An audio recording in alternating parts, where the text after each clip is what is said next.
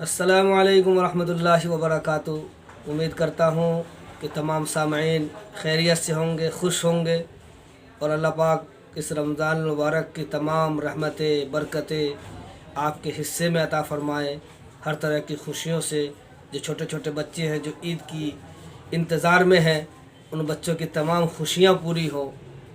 ये हमारी दुआ है और हमारे मुल्क भारत की तरक्की हो।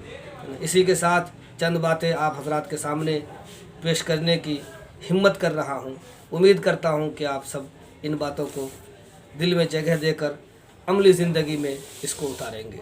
तो चलिए बात करते हैं। आज चौथा रमज़ान है और रमज़ान के महीने का जो रूहानी मंज़र होता है वो हम सब महसूस भी करते हैं कि जब रमज़ान शुरू होने से पहले ही शाबान के महीने में ही मस्जिदों के अंदर जो भीड़ आती है, जो पुराने नमाजी होते हैं उनको पहली सफ़ दूसरे सफ़ में मिलना जगह मुश्किल हो जाता है और मस्जिद ऐसे खचाखच भर जाती है कि ऐसा महसूस होता है कि जो अल्लाह की हाकमियत है और इस्लाम का जो असल मकसद है वो पूरा हो गया।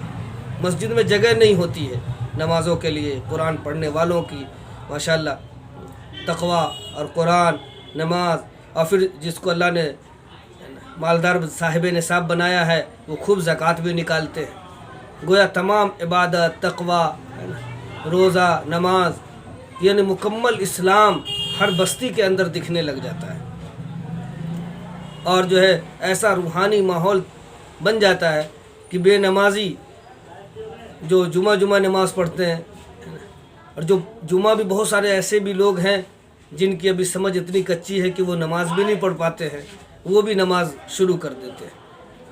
तो अल्हम्दुलिल्लाह इस महीने को अल्लाह पाक ने बड़ा बशारत दिया है। इस महीने के अंदर हम कुरान पाक पढ़ाने वाला तरावी में एक हाफिज़ कुरान खड़ा होकर पढ़ाता है और सुनने वाले तमाम मुक्तदी पूरे कुरान पाक को हम सुनते हैं। ये हम सब के लिए बड़े फ़ख्र की बात है कि अल्लाह पाक ने हमें उम्मत मुस्लिमा में पैदा करके ये अपनी आसमानी किताब देकर हमें खुश किस्मत बनाया है।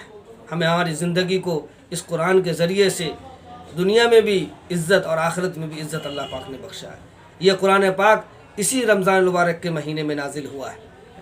अल्लाह पाक इस कुरान पाक का जो असल मकसद है कि मेरी ज़िंदगी का मकसद तेरे दीन की सरफराजी, हम इसीलिए मुसलमान, हम इसीलिए नमाजी। अल्लाह पाक इस मकसद को समझकर हमारी नस्लों को भी इस पे चलाए।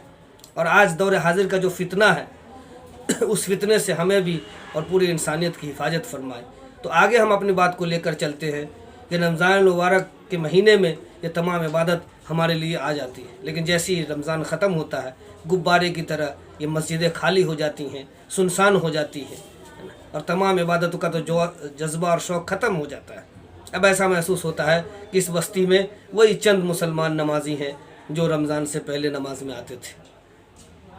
तो पता ये चला कि ये रमज़ान, ये जो तमाम इस्लामी जो दायरा है ये इतना कमज़ोर नहीं है कि गुब्बारे की तरह गायब हो जाए। इस्लामी नज़रिया एक मजबूत और दायमी नज़रिया है और इसी के अंदर इस्लामी नज़रिए और इस्लामी अमल के अंदर ही हम सब की कामयाबी मुज़मिर है।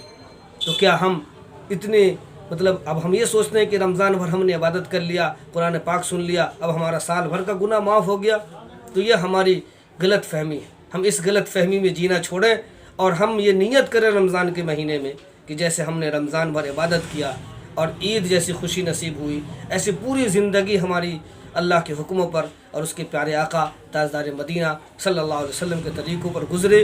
और जब मौत आए तो बताए मोमिन के लिए मौत तोहफ़ा है, वो दुनिया से जाने में उसे जरा भी कराहियत महसूस ना हो, खुशी बखुशी वो दुनिया से जाने के लिए तड़प रहा हो अल्लाह से मुलाकात में, ऐसा उसके दिल के अंदर जज्बा और शौक़ पैदा हो जाए।